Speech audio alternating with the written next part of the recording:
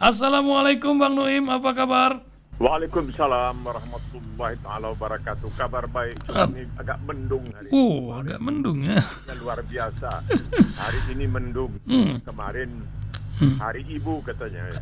Australia. Mother's Day. Kalau dalam Islam itu ada petuah. Kalau kau mencari surga, betul. tidak perlu jauh-jauh. Di bawah telapak kaki ibu kamu ada surga. Itu memang ya. Kita tiap hari ibu lah kalau bisa ya, luar biasa. Bagi yang sudah tidak ada ibunya itu yang masalah ya. Ada pun masih kurang dihormati kata begitu kan. Wah itu gawat itu betul. Itu durhaka. Karena barangkali kata durhaka itu dalam bahasa Inggris tidak ada yang saya tahu. Dalam banyak bahasa lain juga tidak tahu.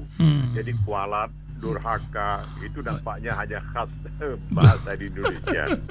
Iya memang betul. Ada juga orang Indonesia kalau mau ngelamar orang lihat ibunya siapa. Karena ibu inilah menjadi pendidikan yang paling utama didapat dari seorang ibu. Begitu kan Bang Nuim? Iya, kata orang kita kan begini, kasih anak sepanjang galah, kasih ibu sepanjang jalan. Itu dia. Ibu itu luar biasa. Luar biasa adalah kasih sayangnya. Ada duanya, memang luar biasa. Karena di Indonesia pun banyak orang salah jurusan karena mengikuti nasihat ibunya, karena ibunya maunya ke sini walaupun tak serak di hati karena mau dapat redho, diikutin gitu. Kejadian lah, ditambah kurikulum yang aur-auran. Paling tidak jangan dibantah dengan kasar. Jadi tidak boleh mengucapkan tidak boleh mengatakan saja kepada ibu. Itu yang sangat luar biasa ajaran itu. Jadi tidak boleh. Kalaupun misalnya ibu kita mengatakan, kamu berhenti jadi muslim, dan sekarang kita bilang iya saja tapi tidak dilaksanakan. Begitu agar jangan menyakiti hati sampai sedemikian. Tapi Bang Nuim, ibu pertiwinya orang Palestina sekarang ini sedang diobok-obok. Bang Nuim ini panjang ini. Saya paham Bang Nuim mengamati sampai sebuah buku Bang Nuim tulis untuk Palestina. Saya ingat ini kejadian 21 tahun lalu ya, ketika Ariel Sharon memasuki tanah haram di Masjidil Aqsa. Ketika Yasser Arafat sedang berunding dengan Ehud Barak itu. Luar biasa pada saat itu, ribuan orang masuk ke sana. Apa yang terjadi sebenarnya? Apakah mereka ini mempunyai sebuah nubuat terhadap Masjidil Aqsa? Mereka menangis di bawah batu ratapan. Akankah dia ingin naik ke atas lagi menguasai Masjidil Aqsa? Atau apa yang Bang Nuim lihat dari fenomena akhir-akhir ini Bang Nuim? Ya, mereka ini sebenarnya sekarang sudah menjadi suatu hal yang lebih praktis. Mereka itu ingin mengambil alih Yerusalem Timur.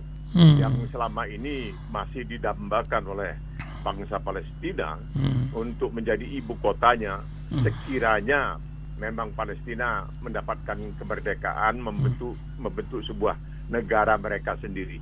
Suatu hal yang seakan-akan ini menunggu sampai ayam punya gigi, kata orang kita, tidak mungkin terjadi.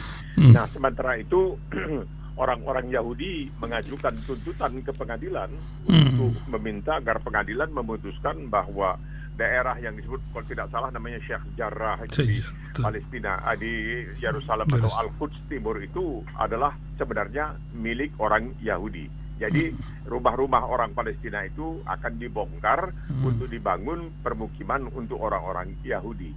Jadi orang Yahudi ini terutama melihat kesempatan. Dalam hal ini mereka sebenarnya memanfaatkan situasi untuk mengalihkan perhatian. Kenapa? Karena Benjamin Netanyahu sendiri yang sudah berkuasa kira 12 tahun masih belum bisa membentuk sebuah pemerintah. Di samping itu dia juga punya masalah dengan pengadilan. Ya, dia dituduh. Jadi di sini kita melihat Israel ini jelek-jelek, tapi hukum itu nampaknya kalau menyangkut diri mereka sendiri tetap berjalan. Dan Netanyahu ini sedang bermasalah hukum karena persoalan sogokan dan soal suap, soal gratifikasi dan lain sebagainya. Bagaimana mengalihkan perhatian? Cobalah ciptakan lagi intifada. Ya, intifada melawan bangsa Palestina, orang Palestina yang tidak bersenjata. Mereka menggunakan segala macam peralatan. Air yang disiramkan, yang disemprotkan ke orang-orang Palestina itu bukan air biasa, tapi air yang sangat bau. air yang sangat kotor dan sangat bau. Itu yang mereka gunakan untuk menyirami orang-orang Palestina yang mereka anggap telah berlaku onar, berlaku tidak senonoh, liar, dan lain sebagainya. Dan seperti dikatakan oleh Netanyahu, kami akan tetap melaksanakan tertib hukum dengan tegas, dengan keras, dan lain sebagainya. Dan umat manusia tidak bisa berbuat satu apa. Jadi negara-negara yang Arab yang telah membuka hubungan dengan Israel, misalnya Bahrain, Uni Emirat Arab, Mesir, Yordania, Sudan, Maroko, mau bilang apa? Mau protes. Protes mereka tidak didengarkan. Coba kalau mereka berani mengatakan, kita putuskan hubungan diplomatik. Nah, ini bisa merupakan suatu ancaman yang dapat memalukan Israel. Tapi nampaknya juga ya Arab terpecah belah dan mereka melihat kalau berpihak kepada Israel, barangkali mereka bisa aman dalam pandangan mereka dari ancaman Iran. Inilah suatu keanehan, ini ironi yang sangat luar biasa yang dihadapi oleh bangsa Arab. Dari sejak awal kita lihat ketika misalnya Kekaisaran Utsmaniyah, Emporium Utsmaniyah berkuasa, mereka Arab itu bisa dibujuk oleh Inggris dan Perancis untuk berpihak kepada Inggris dan Perancis dengan janji-janji gombal. Itu mereka percayai, mereka sudah tahu bahwa orang-orang ini adalah orang-orang khianat yang lebih mengutamakan penjajahan, ya. Tapi mereka akhirnya juga berpihak kepada Inggris dan Prancis untuk mengusir Turki. Nah, ini aneh bin ajaib. Dan akhirnya apa? Mereka gigit jari. Kemudian Inggris menguasai Palestina.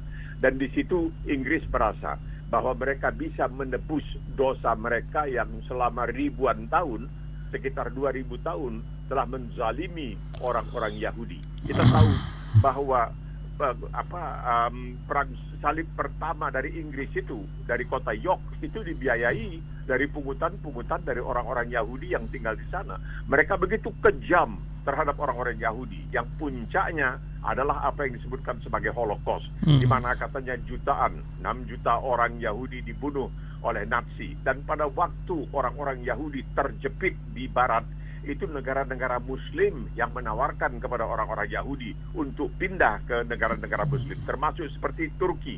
Bahkan seorang pendeta Turki, seorang rabi Turki, Yahudi menulis kepada sahabat-sahabatnya di Eropa, mengatakan, pindahlah kalian ke Emporium Utsmaniyah yang Muslim ini. Kalian akan diperlakukan sebagai manusia yang punya harkat dan martabat. Kamu akan bebas untuk melaksanakan segala macam ibadah sesuai dengan ajaran agama kamu dan lain sebagainya. Karena di sini tidak ada perbedaan disebabkan oleh agama dan tidak boleh ada paksaan dalam agama. Jadi kita melihat ketika misalnya Spanyol lepas dari tangan kekuasaan Muslim, kembali ke tangan Eropa, itu orang-orang Yahudi dipaksa untuk meninggalkan agama mereka. Kalau tidak mau meninggalkan agama mereka, mereka diusir, atau mereka nanti kalau dihukum bahkan sampai dibungkus dengan kulit babi badan mereka. Begitu kejamnya Eropa itu terhadap orang Yahudi. Nah, barangkali karena merasa bersalah, mereka mengatakan, baiklah, kita akan menebus kesalahan kita, kezaliman kita terhadap bangsa Yahudi. Maka kita berikanlah Israel. Kita bentuk suatu negara di sana, kita biarkan mereka di sana, dan mereka bisa berbuat sekendak hati mereka. Kita paling-paling bilang, janganlah begitu. Tapi diam-diam tetap menggalakkan barangkali, atau tetap memberikan sinyal bahwa ya, mereka tidak begitu peduli terhadap apa yang dilakukan oleh Israel terhadap bangsa Palestina. Menyedihkan. Menyedihkan sekali. Setidaknya inilah negeri yang pertama kali mengakui kemerdekaan Indonesia. Kalau kita lihat balik lagi ke negeri kita, jauh setelah kita bincang tentang Palestina, Bang Nuim, Mei ini saya baru ingat, ini 23 tahun reformasi, Bang Nuim. Ini luar biasa. Nampaknya sekarang ini data menyatakan lebih dari 12 juta orang pengangguran, dan juga hutang yang semakin menumpuk. Reformasi ini menyebabkan nilai-nilai falsafah pun menjadi blur. Takkah ada kredo tentang penguasaan sebuah negeri tanpa militer, Bang Nuim? Karena kita lihat ini macam mana riset sudah menjadi sebuah keniscayaan sekarang ini. Suap di mana-mana, kolonialisme baru, apalagi baru-baru ini KPK pun menjadi sebuah cerita lain ketika korupsi akankah menjadi pintu gerbang yang tidak bisa dibendung lagi, macam orang pulang kampung hari ini, Bang Nuim. Gimana Bang Nuim lihat negeri kita ini? Silakan Bang Nuim. Iyalah apa yang dikatakan oleh Mahfud MD. Ya janganlah ada korupsi aja kok.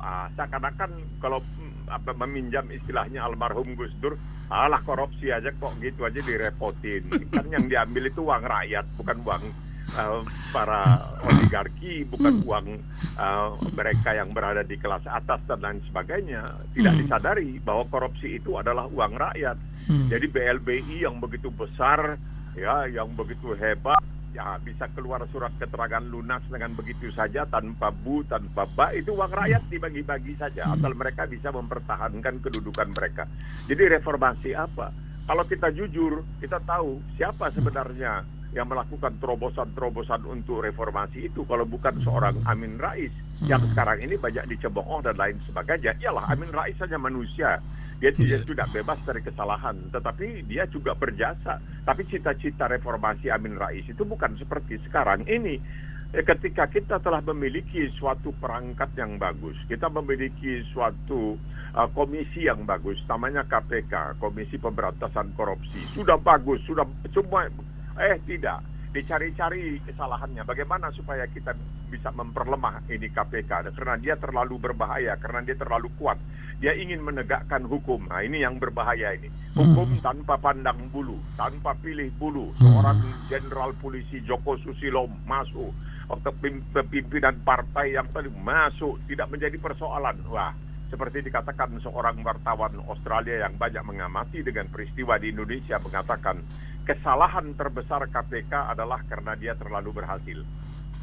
Jadi berhasil dalam menghadapi, dalam mencoba untuk paling tidak mengganjar, menghukum korupsi, itu dianggap sebagai dosa besar.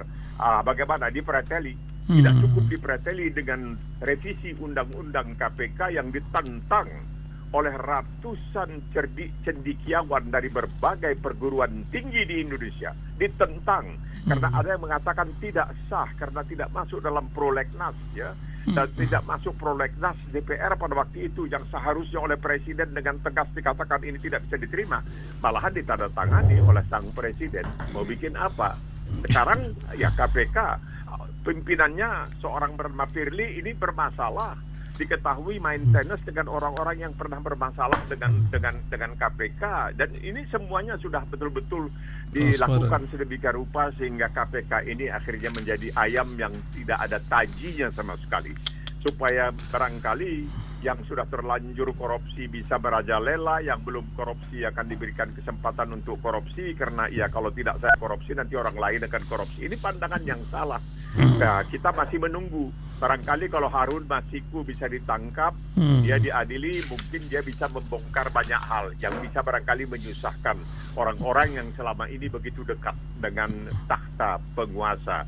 Jadi kita melihatlah reformasi yang dicita-citakan, bahwa reformasi itu ada dua hal, yaitu nepotisme, KKN dan nepotisme harus dibasmi dan lain sebagainya. Tertib hukum harus ditegakkan, dijalankan. Ya, inilah yang terjadi. Tertib hukum ya memang dijalankan. Yang namanya Rizik Syihab masuk, tapi kita masih menunggu orang-orang yang pernah mencemooh agama Islam sebagai agama arogan dari Arab, orang-orang yang mengatakan adik-adik jangan jadi teroris, itu tetap saja gentayangan, bebas merdeka. Hukum harusnya tidak memandang siapapun. Islam di sini berperan mengatakan wa idza hakamtum bainan nas antahkumu bil adil. Ketika kamu menghukum di antara manusia, hukumlah secara adil. Di mana keadilan itu? Wallahu a'lam bishawab. Memang ini juga menjadi sebuah pertanyaan masyarakat ketika keadilan antara pulang kampung dan menerima para pendatang dari Tiongkok yang nampaknya sedemikian berjibun sekarang ini di berbagai lokasi airport, ya. Tapi apakah Anda bisa memberikan sebuah pandangan, Bang Nuim, ketika Djibouti, di barat Djibouti Afrika itu dengan segala icip-icipnya lah sehingga terbentuk sebuah pangkalan militer pertama di Afrika, di Cina. Akankah sebuah cerita lain di tengah negeri yang katanya bebas aktif ini, non-aligned ini, akankah sebuah kisah lain sedang terpatri dalam negeri kita ini? Dari pandangan Australia bagaimana melihatnya, Bang Nuim? Iya, kebetulan saya itu pernah itu masuk Djibouti. Oh, pernah. Bagian dari Somalia dulu jadi Djibouti. Yang disebut sebagai tanduk Afrika, the Horn of Africa. Ya, tapi itu cerita lain. Nah, kita lihat hari Sabtu yang lalu dan nampaknya tidak banyak dilaporkan di Indonesia. Hari Sabtu yang lalu Angkatan Laut Republik Indonesia melakukan latihan perang-perangan dengan Angkatan Laut Cina di lepas Jakarta, tidak jauh dari Jakarta. Ini katanya bagian dari bantuan Cina untuk mengangkat kembali kapal selam Nanggala 402 katanya. Jadi di antara itu sekaligus lah sambil menyelam minum air. Ya ini puasa-puasa bilang menyelam minum air. Tapi kalau puasa-puasa orang boleh bikin iklan Bipang. Bipang. itu Kalimantan. Sambil menyelam minum air. Jadi barangkali begitu sambil menyelam minum air, ya coba untuk angkat itu kapal selam, tapi sekaligus juga melakukan latihan perang-perangan. Saya pikir tidak begitu banyak laporan barangkali jarang dengar betul di Indonesia tentang hal ini. Ini terjadi hari Sabtu yang lalu sebenarnya. Jadi baru 2 hari yang lalu antara Cina yang menggerahkan beberapa kapal canggihnya dengan Republik Indonesia, Angkatan Laut Republik Indonesia. Jadi kita melihat bahwa kerjasama ini memang dipertanyakan. Misalnya Profesor Salim Said mengatakan apa perlu ini mendatangkan, sedangkan katanya tadi Rasil mengatakan ada berapa 12 juta penganggur. Oh iya, 12,7 juta Bappenas bilang ya, betul. 30 juta katanya penganggur, tapi didatangkan juga ini tenaga kerja dari Cina. Apakah memang tenaga kerja dari Cina ini punya kelebihan yang tidak dimiliki oleh tenaga kerja di Indonesia? Padahal kalau kita dengarkan bicara para pemimpin kita, waduh, tidak ada yang lebih hebat dari Indonesia. Kita bangsa yang besar, kita segala macam. Ini bagaimana untuk bekerja aja mesti mendatangkan tenaga kerja dari Cina.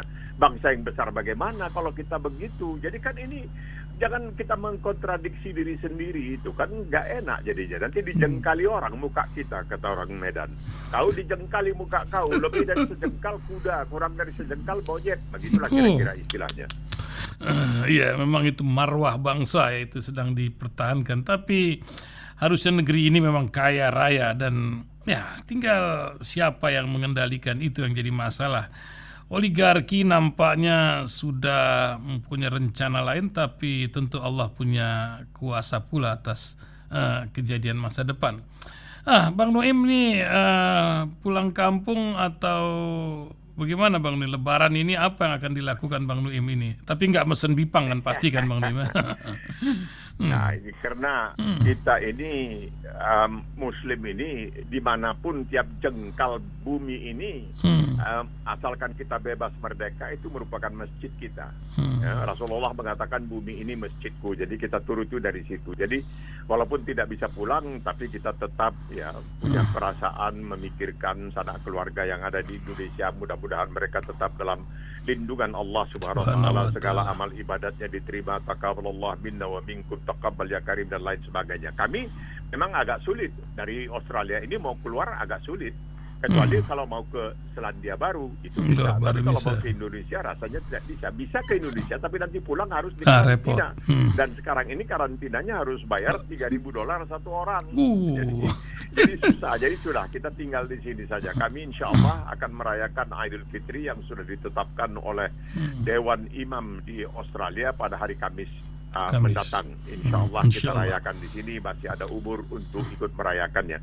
Jadi tidak menjadi begitu masalah ya, karena sebenarnya kalau kita berada dimanapun ya, misalnya seorang ini yang disebutkan hijrah ini menunjukkan kepada Muslim dimanapun kamu berada, kamu bisa sebagai Muslim. Tidak perlu di Makkahul Mukarramah, tidak perlu hanya di Mekah. Bahkan di Madinah juga kamu bisa untuk menjadi seorang Muslim. Jadi ini menunjukkan tentang inklusivitas daripada ajaran Islam itu sendiri. Jadi kita tidak perlu terlalu risau. Ya tidak bisa pulang sudah. Tetapi itu tidak berarti bahwa kita melupakan sanak keluarga. Kita tetap mendoakan mereka semua. Karena kata orang Melayu, jauh sama dirindu, dekat sama disayang. Itu penting ya. Tapi di tengah pandemik ini, entah nih Bang Noem melihat ini pandemik atau plandemik, karena ada plesetan juga untuk pandemik ini. Australia ini kan luar biasa dengan aktivitas hanya 200-an saja yang aktif hari ini. India, Malaysia pun beberapa, Filipina lockdown, entah Indonesia karena mungkin dihitungnya telat tak gimana ini. Nampaknya sedang bergerak orang hari-hari ini, pulang kampung tak perisa dibendung. Tah macam mana 3 minggu lagi ke depan mungkin banyak orang tawakal orang Indonesia. Apa yang Bang Nuim lihat dari inikah sebuah perang dunia cara baru kah tanpa militer, atau apa yang sedang terjadi di dunia ini Bang Nuim?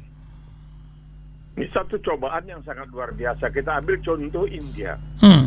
Tidak banyak diberitakan. Nah, ini sedihnya. Saya sedihnya itu tidak banyak diberitakan. Bahwa belakangan ini umat Islam di India yang jumlahnya lebih banyak dari umat Islam di Pakistan. Betul. Saya ulangi, jumlah umat Islam di India itu lebih besar dari jumlah umat Islam di Pakistan. Ada 200 juta umat Islam. Itu mereka diperlakukan dengan sangat zalim. Bahkan ada usaha dikatakan Perdana Menteri Narendra Modi ini ingin sebenarnya kalau bisa mau mengusir semua umat Islam dari India. Itu yang merupakan perkiraan banyak orang. Tapi kita lihat bagaimana Arab Saudi begitu sayangnya kepada Narendra Modi. Bahkan umat Islam itu sudah banyak yang dihabisi, banyak yang dianiaya. Antara lain karena mereka dituduh, mereka makan daging sapi, daging lembu, karena lembu dianggap sebagai hewan yang suci oleh orang Hindu di India. Tapi tidak ada yang mau mengucapkan suatu protes apapun. Masjidnya dibongkar di Ayodhya. Kenapa? Karena masjid yang dibangun di abad ke-17 itu, Masjid Babri dikatakan, itu tempat lahir Dewa Ram. Jadi tidak boleh ada masjid di situ karena Dewa Ram itu lahirnya dulu di tempat masjid itu, dibongkar. Dan ini dikukuhkan oleh Mahkamah Agung India. Dan tidak bisa berbuat apa. Karena apa? Karena korbannya adalah Muslim. Seperti yang terjadi di Myanmar. Karena korbannya Muslim, semua orang menurut istilah Jawanya menang-menang baik. Menang-menang baik. Coba sekiranya korbannya itu bukan Muslim, kebalikannya, apa tidak rame? Wah, dikatakan ini Islam arogan. Tapi tidak ada yang mau menuduh agama di Myanmar arogan, karena bahkan biksu-biksunya ikut menghasut supaya umat Islam dizalimi. Tapi apa yang terjadi? Kita lihat apa yang terjadi sekarang di Myanmar. Orang yang pernah berdiri di depan Mahkamah Internasional di Den Haag untuk membela perbuatan onar, keji dan zalim rakyat Myanmar, termasuk pemerintahnya terhadap umat Islam, Aung San Suu Kyi sekarang dalam tahanan. Alhamdulillah ini telah terjadi karena ini orang busuk. Dia membela demokrasi tapi dia pilih kasih. Dia tidak membela nasib umat Islam. India sekarang ini apa yang terjadi? Terpaksa melakukan kremasi, istilahnya perabuan, untuk memperabukan mayat. Apa yang terjadi? Kekurangan kayu untuk membakar, untuk mengkremasi. Sudah itu kayu-kayu yang digunakan itu tentunya juga menimbulkan polusi. Cobalah bayangkan. Jadi bayangkan ini kalau kita percaya kepada hukum, kamu kualat telah melakukan hal yang tidak senonoh, barangkali ini adalah suatu hukuman untuk mereka yang kualat. Bukan kita berbesar hati dengan keberadaan, dengan kesengsaraan, dengan penderitaan, tetapi kita juga ingin mengingatkan, kalau kamu sedang di atas angin, jangan kamu injak-injak yang di bawah kamu. Padahal mereka itu Muslim. Mereka itu adalah yang pertama di India di abad ke-19 adalah tentara-tentara Muslim yang disebut Sepoy yang merintis perjuangan melawan penjajahan Inggris. Tapi karena mereka Muslim, mereka tidak didukung oleh para maharaja yang bukan beragama Islam. Nah, ini menunjukkan semua. Kalau kita bicara, saya misalnya beberapa waktu yang lalu pergi ke Taj Mahal dan dibawa oleh seorang pemandu bernama Faruk. Faruk atau Fuad dia Muslim. Lalu dia mengatakan kami tidak boleh menggembar-gemborkan bahwa Taj Mahal ini didirikan oleh Muslim dengan arsitek Muslim. Kenapa tidak boleh? Di sini tidak boleh. Jadi ini mengingkari sejarah begitu. Tapi mereka membanggakan Taj Mahal tapi tidak boleh dikatakan bahwa itu dibangun oleh Muslim. Nah, ini kita lihatlah secara berangsur-angsur apa yang terjadi. Ya, kita tidak bahagia dengan keberadaan mereka, tapi hendaklah ini menjadi suatu pelajaran agar mereka jangan dengan seenaknya saja karena menganggap Kalau yang dijadikan korban adalah Muslim, dunia akan meneng-meneng wae, akan tutup mulut, tidak akan mengatakan sesuatu. Tapi kalau yang dijadikan korban adalah non-Muslim, itu menggemparkan. Itu menggemparkan. Biarpun barangkali tindakan itu benar, tapi itu menggemparkan karena korbannya adalah non-Muslim. Iya, itu memang sejarah terkadang menjadi sebuah masalah ya. Belum lama pun Ketua PBNU itu entah macam mana disebut urusan Majapahit lah. Ya memang ada rintisan sejarah Cina di Indonesia. Tapi kan tidak sesimpel itu mengatakan di depan duta besar Cina di Indonesia. Sejarah Indonesia ini kan memang unik Bang Nim. Tapi kok Wali Songo jarang tercatat dalam sejarah-sejarah kita. Itu menjadi sebuah cerita rakyat sendiri Bang Nim. Apa sebenarnya peduli sejarah itu Bang Nim? Ya, memang kalau sekarang ini kita menutupi sejarah. Soekarno konon mengatakan jas merah. Jangan tinggalkan sejarah, jangan lupakan sejarah. Tapi dia sendiri adalah manusia yang paling ceroboh terhadap sejarah. Dia sudah mengetahui bahwa komunis itu berontak di Madiun tahun 1948. Kenapa? Terutama di akhir tahun 50-an, awal tahun 60-an, dia begitu memanjakan komunis. Sehingga para alim ulama yang pernah misalnya mengadakan muktamar di Sumatera Selatan dituduh, komunis itu fobio, kamu dia geram, dia kesal, dia marah dengan para ulama yang anti komunis.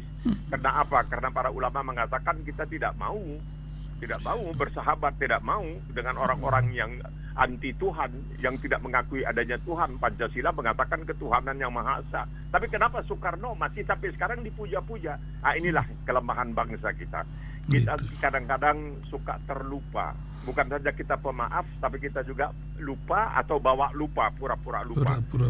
Apa tidak benar bahwa komunis itu tahun 48 dan bahkan sebelumnya tahun 40 sudah melakukan tahun 26 keonaran, terutama terhadap umat Islam? Dan terutama ketika kita sedang berjuang untuk membebaskan diri dari penjajahan Belanda, mereka tikam dari belakang dan mereka kemudian diberi kembali hak hidup. Bukan itu saja, tapi dimanjakan sehebat-hebatnya. Sedangkan Masyumi tidak boleh dihidupkan kembali. Padahal orang-orang Masyumi begitu berjasa dalam mendirikan Negara Kesatuan Republik Indonesia. Nah ini dia kita melupakan Pau Antwi misalnya. Ada gerakan dulu di zaman Belanda berkuasa, Pau Antwi. Bahkan dibuatkan tugu di Taman Mini untuk menghargai katanya sumbangan perjuangan. Jadi kita ini bagaimana jadi bangsa? Katanya sejarah. Konon sejarah ditulis oleh orang-orang yang menang. Tidak selamanya. Sejarah itu bisa objektif. Sejarah itu tidak bisa objektif.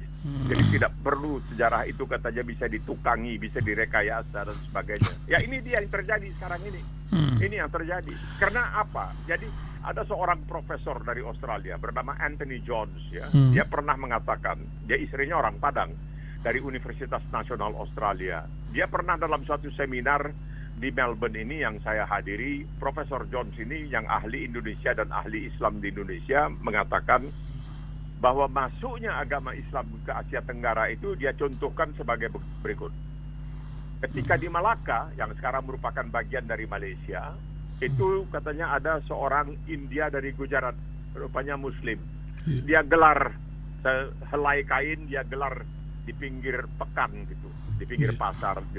Dia jual perhiasan-perhiasan murahan terbuat dari tembaga dan sebagainya. Kemudian dia menengadah ke atas melihat matahari. Oh, dia lihat ini matahari sudah di atas, ini artinya sudah waktunya masuk zuhur. Maka dia tutup, dia gulung. Nah, dagangannya itu dia pergi ke pinggir sungai, dia berwudu. Habis itu dia kira-kira di mana ini kiblat, dia salat. Orang semua melihat. Habis dia salat, orang bertanya, tadi kamu ngapain? Oh, saya salat.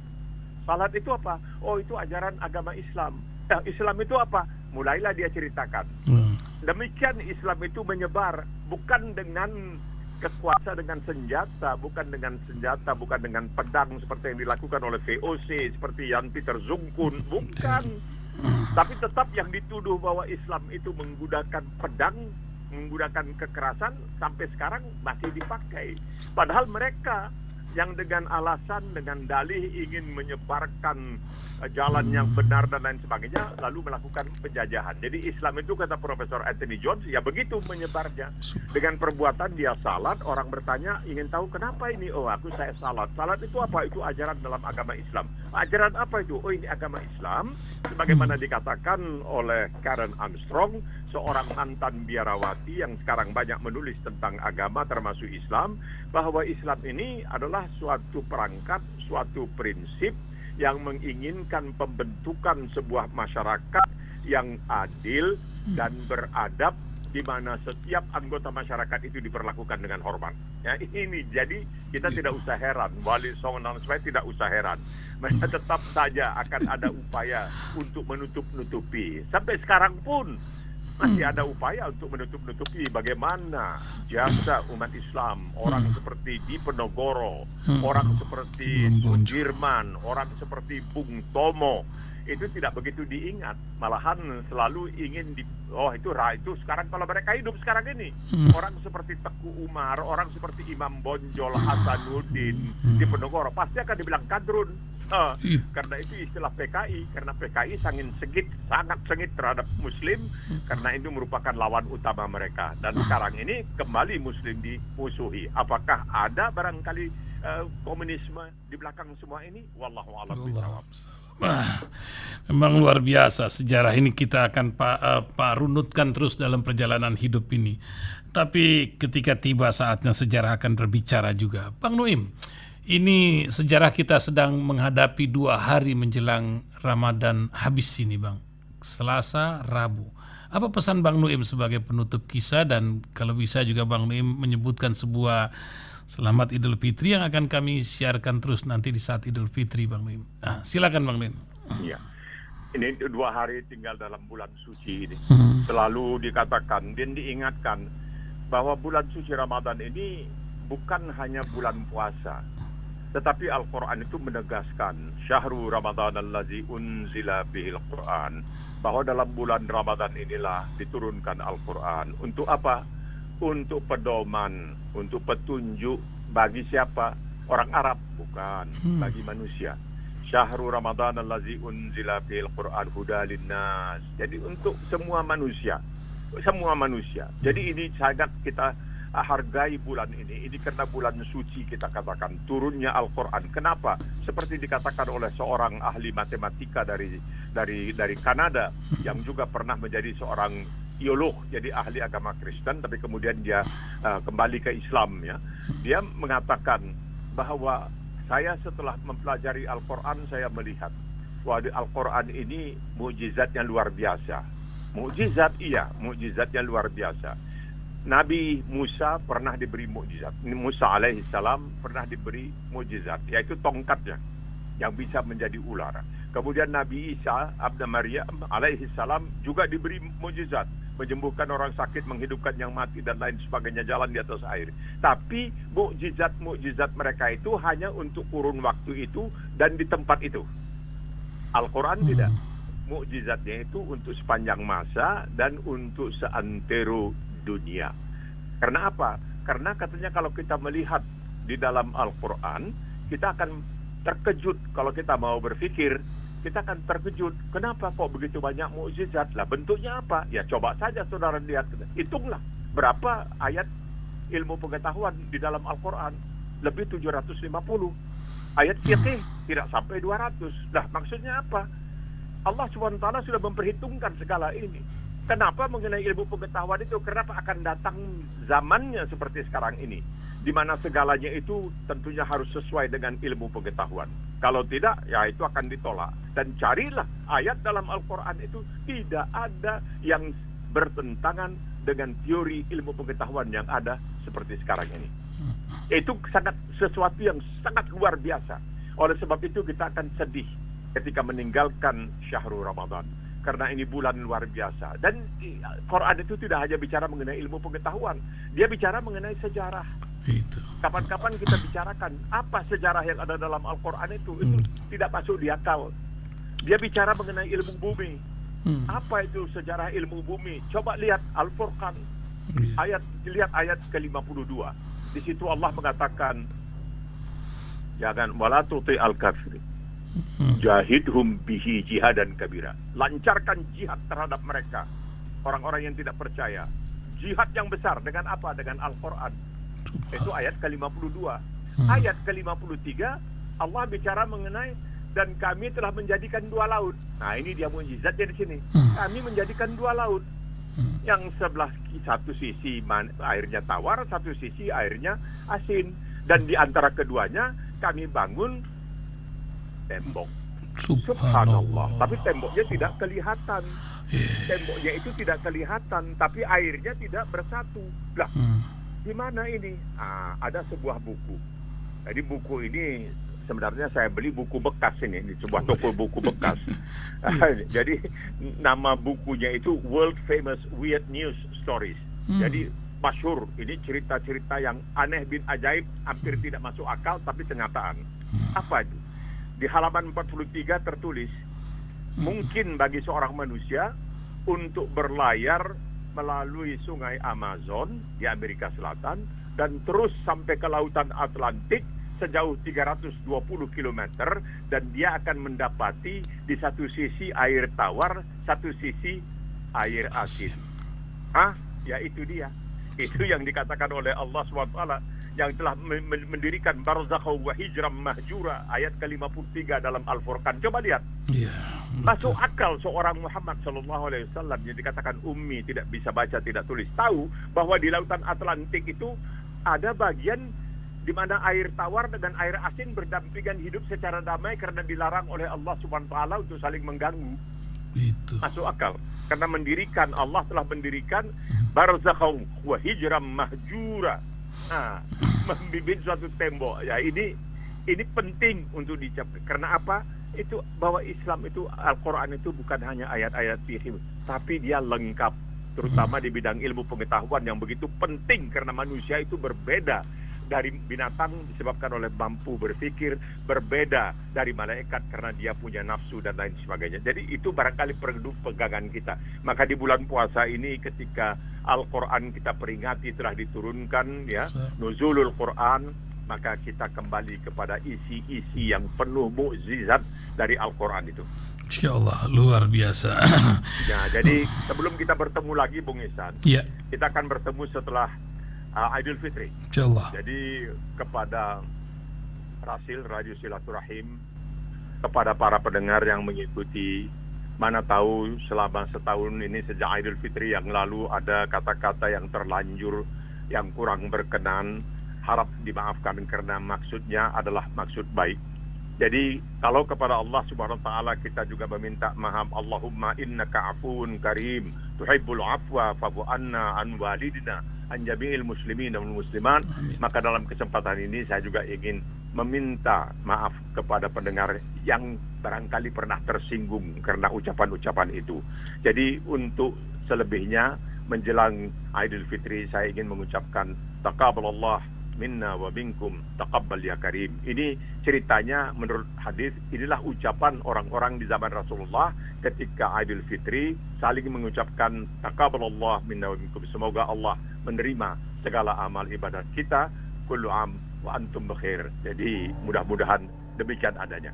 Amin, amin ya rabbal alamin. Terima kasih Bang Nuim, selalu sehat, bermanfaat untuk sebanyak-banyaknya manusia. Terima kasih Bang Nuim. Assalamualaikum Bang Nuim. Waalaikumsalam warahmatullahi taala wabarakatuh.